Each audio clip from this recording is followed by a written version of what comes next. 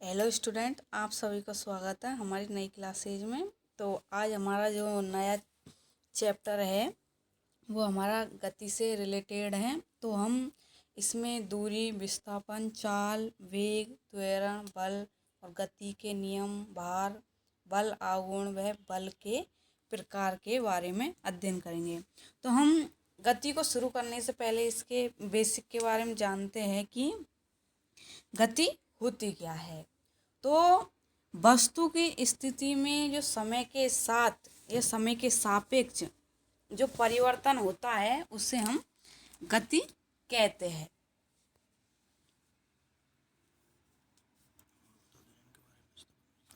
गति एक सापेक्ष गति होती है या सापेक्ष राशि होती है। इसमें हम जानेंगे दूरी क्या होती है, विस्थापन क्या होता है, त्वरण क्या होता है, वेग क्या होती है, चाल क्या होती है, वह गति के जो समीकरण है, गति के नियम है।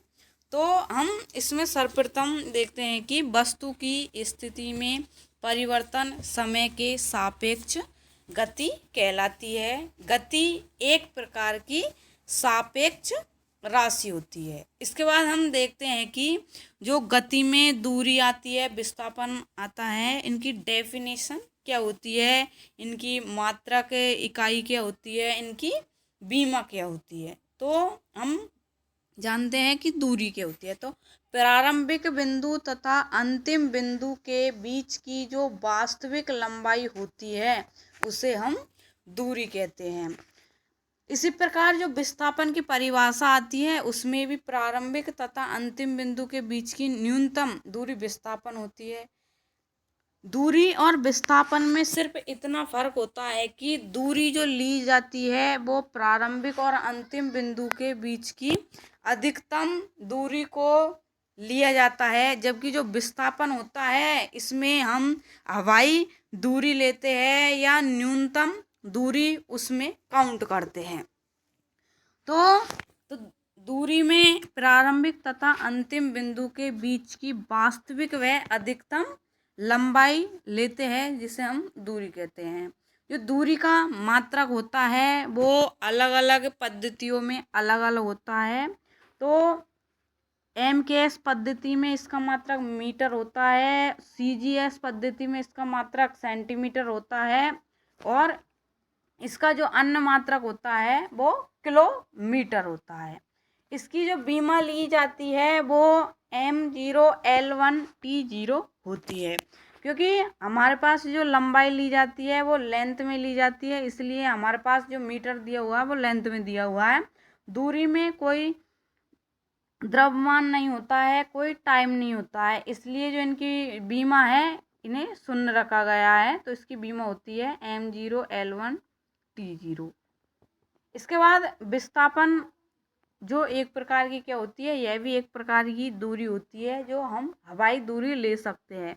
तो ये प्रारंभिक तथा अंतिम बिंदु के बीच की न्यूनतम दूरी विस्थापन कहलाती है। सेम जो इसमें मात्रक होते हैं विस्थापन और दूरी के सेम होते हैं। तो इसके मात्रक मीटर, सेंटीमीटर व किलोमीटर होते हैं और इसकी बीमा होती है, यह दूरी की बीमा के समान होती है, M0L1 और T0। इसके बाद हम देखते हैं कि इन दोनों दूरी व विस्थापन में क्या अंतर होता है और इनमें डिफरेंस देखते हैं। तो दूरी और विस्थापन, दूरी में दो बिंदुओं के बीच की लंबाई दूरी कहलाती है और जो न्यूनतम दूरी ली जाती है प्रारंभिक और अंतिम बिंदु के बीच की उसे हम विस्थापन। तो दूरी अधिकतम होती है जबकि विस्थापन हम न्यूनतम दूरी लेते हैं। दूरी कभी भी शून्य तथा ऋणात्मक नहीं होती है, जबकि जो विस्थापन होता है यह शून्य तथा ऋणात्मक हो सकता है। दूरी हमेशा धनात्मक होती है जबकि जो विस्थापन होता है उसका मान दूरी बटे विस्थापन ग्रेटर देन इक्वल 1 होता है। अब हम इसमें क्वेश्चन से समझते हैं कि इसमें दूरी और विस्थापन हम कैसे लेते हैं। तो हमें यहाँ पर AB भुजा दी हुई है 3 किलोमीटर और जो BC भुजा दी हुई है वो 4 किलोमीटर दी हुई है और जो AC भुजा दी हुई है वो हमें 2 किलोमीटर दी हुई है। तो इसमें हम प्रारंभिक बिंदु से लेकर अंतिम बिंदु के जो बीच की दूरी लेते हैं तो हमें यहाँ पर दूरी दी हुई है 3 किलोमीटर प्लस 4 किलोमीटर को हम काउंट कर देते हैं तो A व C के बिंदु के बीच की दूरी हमारे पास 7 किलोमीटर आ जाती है। इसके बाद देखते हैं कि हम विस्थापन क्या लेते हैं। तो प्रारंभिक बिंदु तथा अंतिम बिंदु, हमें यहाँ पर प्रारंभिक बिंदु दिया हुआ है A और अंतिम बिंदु दिया हुआ है यहाँ पर C। तो हम इसमें हवाई दूरी लेते हैं या न्यूनतम दूरी लेते हैं तो हम A और C के बीच की जो न्यूनतम दूरी है वो हमारे पास पाइथागोरस प्रमेय यहाँ पर लगाकर AC स्क्वायर बराबर AB स्क्वायर प्लस BC बराबर, तो हमें यहाँ पर AB का मान दिया हुआ 3 किलोमीटर, इसका स्क्वायर कर दिया है तो हमारे पास 9 आया है और BC का मान हमें 4 किलोमीटर दिया हुआ है, यदि इसका वर्ग कर देते हैं तो हमारे पास इसका मान 16 आया है। तो AC बराबर √25, तो हमारे पास इसका आंसर आया 5 किलोमीटर। तो विस्थापन हमारा आया है 5 किलोमीटर। अगला क्वेश्चन देखते हैं कि जो R त्रिज्या वाले वृत्ताकार पथ की दूरी तथा विस्थापन ज्ञात करो। तो हमारे पास इसमें एक वृत्त दिया हुआ है, वृत्त में जो केंद्र है और परिधि के बीच की दूरी हमें दी हुई है त्रिज्या R। तो हम इसमें दूरी को लेते हैं प्रारंभिक और अंतिम बिंदु के बीच की दूरी लेते हैं इसमें। तो हमें जो इसमें दूरी दी हुई है वो वृत्त की परिधि लेंगे तो हमारे पास इसकी जो परिधि होती है वृत्त की वो 2πr होती है। जबकि जो विस्थापन लिया जाता है, यदि हमने एक बिंदु से चलना प्रारंभ किया है तथा उसी बिंदु तक आ चुके हैं तो हमारे पास जो विस्थापन आया है वो 0 आया है। अगला क्वेश्चन देखते हैं कि जो वृत्ताकार पथ में जब प्रारंभिक बिंदु तथा अंतिम बिंदु समान हो जाए तो विस्थापन 0 होता है। अगला इसमें जो केस देखते हैं सेकंड केस में, तो एक अर्ध चक्र है तो इसमें हम दूरी और विस्थापन ज्ञात करेंगे। तो इसमें दूरी और विस्थापन कैसे ज्ञात कर सकते हैं, तो यहाँ पर देखो हमें अर्धवृत्त दिया हुआ है या अर्ध चक्र जिसे बोल सकते हैं। तो हम इसकी A बिंदु से लेकर B बिंदु तक या एक पॉइंट से दूसरे पॉइंट तक जाते हैं तो इसमें हमें 2r इसका व्यास दिया हुआ है तो इसकी परिधि हमारे पास आती है अर्धवृत्त की 2πr/2/2। तो इसकी जो दूरी आई है वो हमारे पास आई है πr। इसी प्रकार हम इसका विस्थापन ज्ञात करेंगे। तो इसको यदि हम एक बिंदु से दूसरे बिंदु तक जा रहे हैं तो A से B के मध्य जो दूरी है r + r 2r, तो हमारे पास जो विस्थापन आया है वो 2r आया है। अगला केस देखते हैं, यदि 1/4 चक्र में यदि हमें 1/4 चक्र में दूरी व विस्थापन ज्ञात करते हैं तो उसको हम कैसे ज्ञात कर सकते हैं। तो यहाँ पर देखो हमें एक वृत्त दिया हुआ है, उसका हमने 1/4 भाग ले लिया है यहाँ पर। तो हम इसकी दूरी ज्ञात करेंगे तो हम इसका चौथा भाग ले रहे हैं तो पूरी जो परिधि आई हुई है वृत्त की उसमें हम 4 का भाग लगा देंगे तो हमारे पास आ जाएगा πr/2। अब हम इसका जो विस्थापन ज्ञात करेंगे तो हमें विस्थापन के रूप में हमें यहाँ पर देखो एक त्रिभुज दिखाई दे रहा है इसके चौथे भाग में। तो हम इसको पाइथागोरस प्रमेय की सहायता से विस्थापन का मान ज्ञात कर सकते हैं। तो हम AB स्क्वायर बराबर BC स्क्वायर प्लस AC, तो हमारे पास जो दिया हुआ है BC R दी हुई है और जो AC दी हुई है वो भी हमें R दी हुई है। तो AB बराबर √ हमारे पास आया है 2r²। तो AB का मान हम √2r आया हुआ है तो हम इससे दूरी और विस्थापन का मान ज्ञात कर सकते हैं। अगला इसका जो पार्ट है, अगला जो टॉपिक है उसको बारे में देखते हैं कि जो गति से रिलेटेड चाल। तो चाल क्या होती है? एकांक समय में तय की गई दूरी चाल कहलाती है। एकांक समय में तय की गई दूरी को चाल कहते हैं। चाल बराबर तय की गई दूरी बटे कुल समय। चाल का यह फॉर्मूला होता है, तय की गई दूरी बटे कुल समय।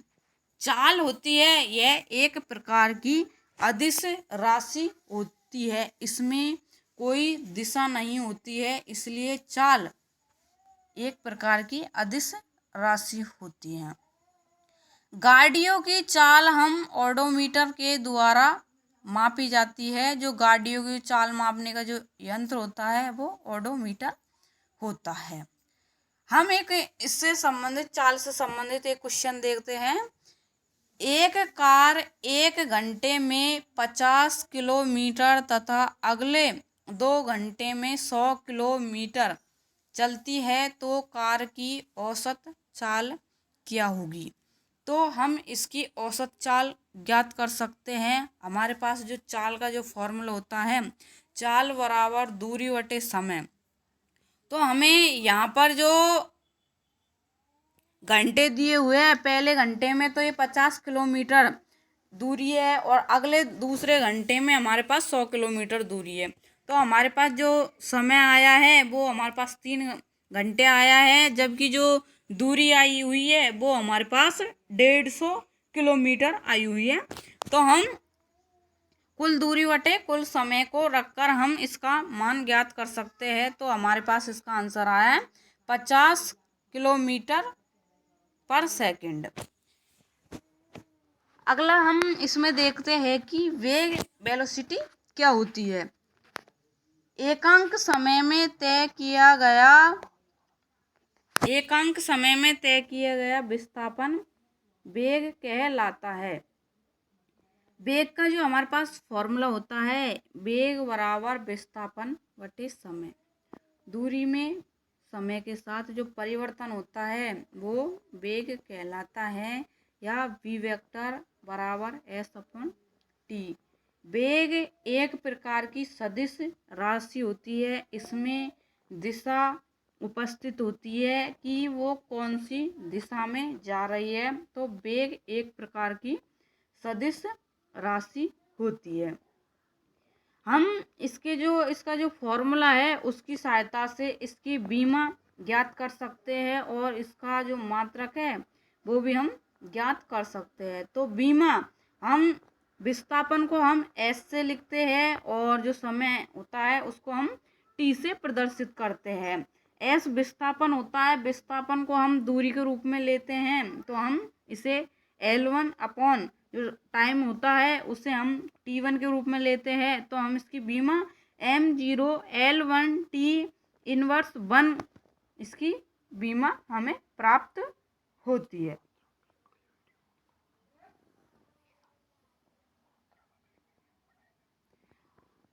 मात्रक व बीमा से रिलेटेड जो आपकी इससे संबंधित जितनी भी वीडियो हैं, हम उसको अगली वीडियो में आपका स्वागत है। इसको देखने के लिए आप सभी तैयार रहना। तो हम इसमें देखते हैं कि वेग का जो मात्रक होता है वो मीटर पर सेकंड होता है, क्योंकि विस्थापन को हम दूरी लेते हैं और दूरी का जो मात्रक होता है वो विस्थापन को होता है मीटर, किलोमीटर, सेंटीमीटर। तो हम जो MKS पद्धति में अधिकतर जो मात्रक लेते हैं वो MKS पद्धति में लिए जाते हैं। तो जो दूर विस्थापन का जो मात्रक है वो मीटर और टाइम का है, वो समय का है, वो हम सेकंड। तो वेग का जो हमारे पास मात्रक आया है वो मीटर पर सेकंड। अगला इसमें देखते हैं कि त्वरण।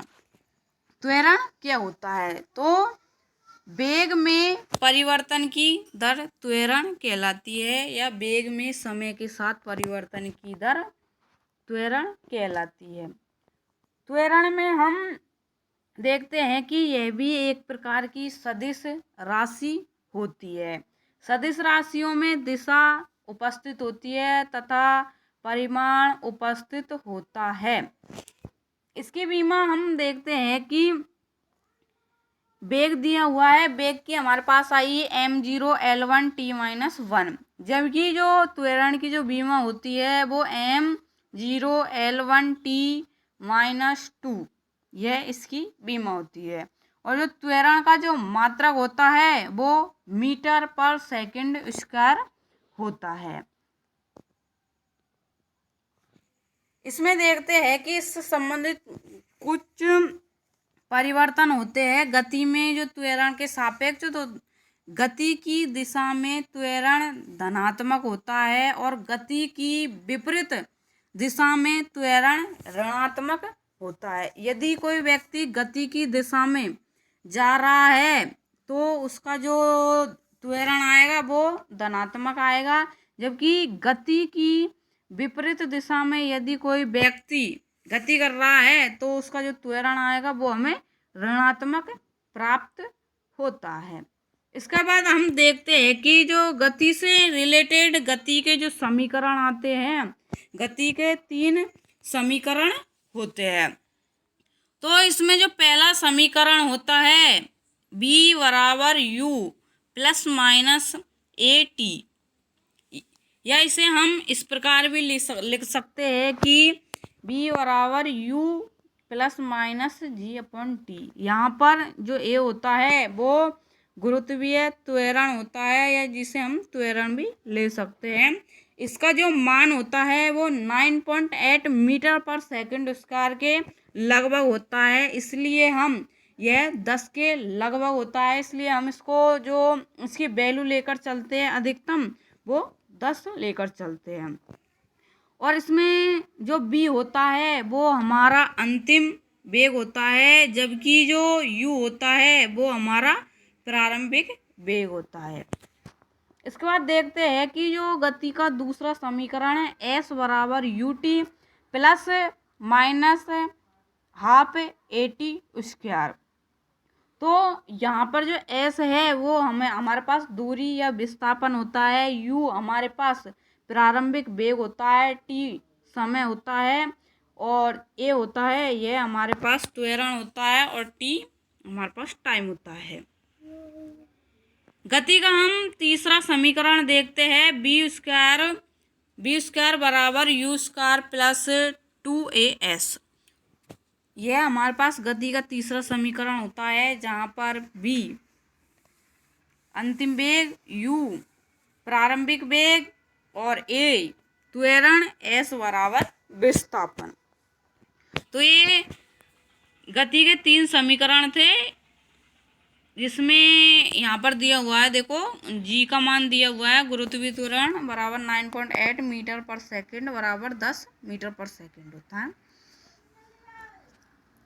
गति के जो 3 समीकरण हैं इनसे संबंधित कुछ क्वेश्चन हैं यहाँ पर। तो हम बहुत बार कंफ्यूजन होते हैं, यदि हम कोई वस्तु को ऊपर से छोड़ते हैं या कोई वस्तु को नीचे से फेंकते हैं तो उनके जो वेग होते हैं वो कहाँ पर 0 होते हैं और कहाँ पर अधिकतम होते हैं। तो हम देखते हैं कि किसी वस्तु को स्वतंत्रता पूर्वक छोड़ने पर जो उसका प्रारंभिक वेग होता है वो 0 होता है। तो u बराबर 0, किसी वस्तु को हम स्वतंत्रता पूर्वक छोड़ते हैं तो उसका जो प्रारंभिक वेग होता है वो हमें 0 प्राप्त होता है। यदि आपको क्वेश्चन कभी भी दे कि किसी वस्तु को हम स्वतंत्रता पूर्वक छोड़ने पर उसका वेग कितना होगा, तो उस वस्तु का जो प्रारंभिक वेग होगा वो हमारे पास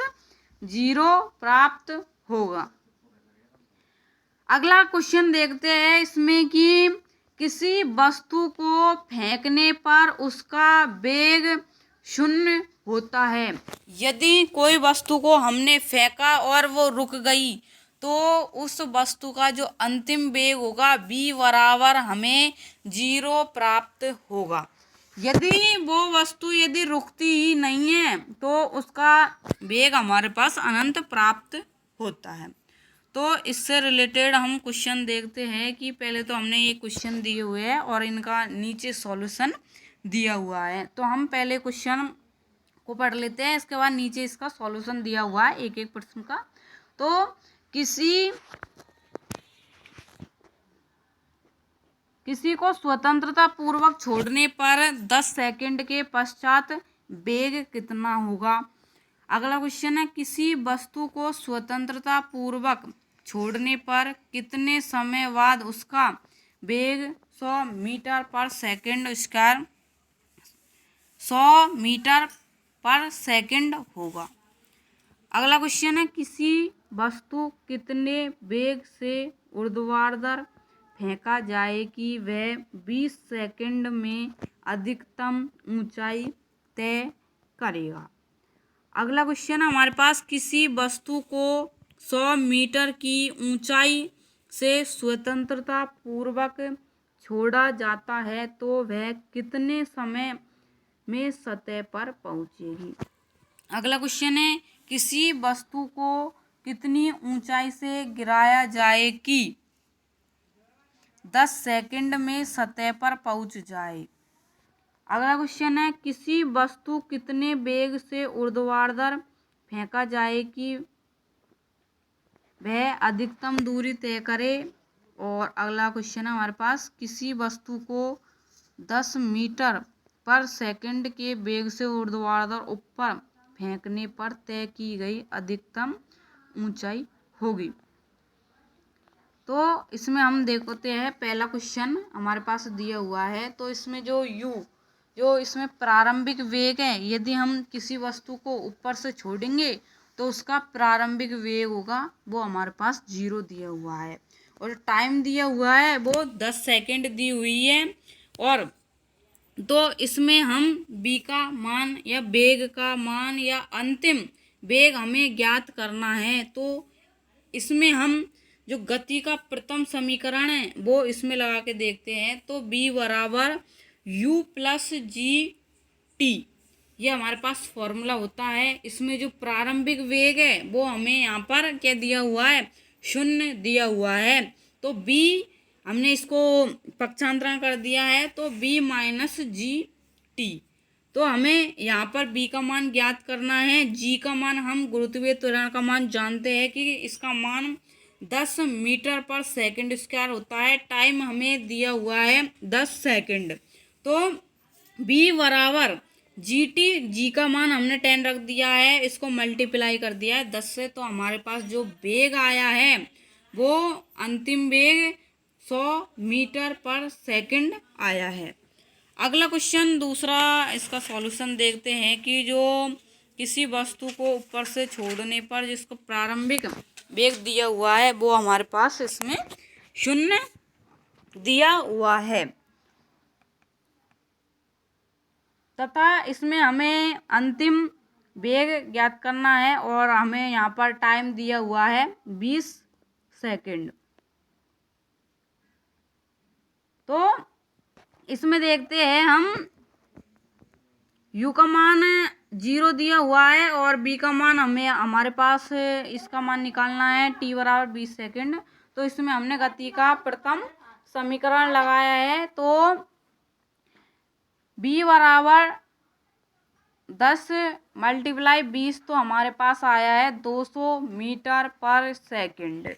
अगला क्वेश्चन देखते हैं कि इसमें जो प्रारंभिक वेग का मान दिया हुआ है वो हमारे पास u बराबर 0 दिया हुआ है क्वेश्चन में। और जो विस्थापन दिया हुआ है वो s बराबर 100 मीटर पर सेकंड दिया हुआ है। तो हमें यहाँ पर इसमें टाइम ज्ञात करना है। तो इसमें हमने गति का जो इसमें दूसरा समीकरण लगेगा, क्योंकि इसमें जो हमें विस्थापन दिया हुआ है जो हमारे पास इसमें पहले समीकरण में, गति के पहले समीकरण में नहीं है, इसलिए हम इसमें पहला समीकरण न लगाते हुए इसमें हम दूसरा समीकरण लगाएंगे। तो हमारे पास जो दूसरा समीकरण होता है s बराबर U T plus half A T square. तो हमारे पास s का मान दिया हुआ है 100 बराबर, यहाँ पर u का मान हमारे पास 0 हुआ है, इसलिए ये वाला जो पहला इसका भाग है वो पूरा ut बराबर 0 हो जाएगा। और तो इसमें हाफ गुणा जी का मान हमारे पास 10 दिया हुआ है पहले से ही 9.8, या हम इसको 10 ले सकते हैं। और हमें टाइम ज्ञात करना है तो हमने टी स्क्वायर को जो के त्यों रख दिया है। अब इसको हम पक्षांतरण करके और जो चीज़ कट रही है यहाँ पर इसको काट कर टी स्क्वायर हमारे पास आया है 20। तो इसका अंडर रूट लेते हैं तो टी बराबर हमारे पास आया है अंडर रूट 20 सेकेंड। तो हमारे पास उसमें टाइम अंडर रूट 20 सेकेंड आया है। अगला क्वेश्चन देखते हैं कि हमारे पास इसमें हमें जो ज्ञात करना है वो हमें दूरी ज्ञात करनी है। और इसमें जो दिया हुआ है प्रारंभिक वेग हमें 0 दिया हुआ है और जो टाइम दिया हुआ है वो हमारे पास 10 सेकंड दी हुई है। तो इसमें हम गति का जो द्वितीय समीकरण है उसको हम यूज में लेते हुए इसमें दूरी ज्ञात करते हैं या विस्थापन ज्ञात करते हैं। तो s बराबर U T plus half G T square. तो s बराबर जो हमारा इसमें पहला भाग है यू टी बराबर, तो यह हमारे पास 0 हो चुका है क्योंकि u बराबर हमें 0 दिया हुआ है प्रारंभिक वेग। तो हाफ इंटू जी का मान 10 रखा है और टी स्क्वायर टी का मान हमें 10 दिया हुआ है तो इसका स्क्वायर करेंगे तो हमारे पास इसका 100। इसको हम सॉल्व करके इसका मान निकाल सकते हैं। तो हमारे पास आया है इसका 500 मीटर। 500 मीटर हमारे पास दूरी आई है। अगला क्वेश्चन देखते हैं कि इसमें जो हमें दिया हुआ है s बराबर जो विस्थापन दिया हुआ है वो हमें 50 मीटर दिया हुआ है और जो टाइम दिया हुआ है वो हमारे पास 5 सेकंड दिया हुआ है। और जो अंतिम वेग दिया हुआ है वो हमें 0 दिया हुआ है और जो हमें इसमें ज्ञात करना है इसमें हमें प्रारंभिक वेग u बराबर हमें ज्ञात करना है। तो इसमें हमें क्योंकि जो पहला दूसरा समीकरण होता है इसमें हमें टाइम दिया हुआ है और इसको उपयोग में न लेते हुए हम इसमें जो प्रारंभिक वेग ज्ञात करने के रूप में गति का इसमें तीसरा समीकरण उपयोग में ले रहे हैं। तो हमें यहाँ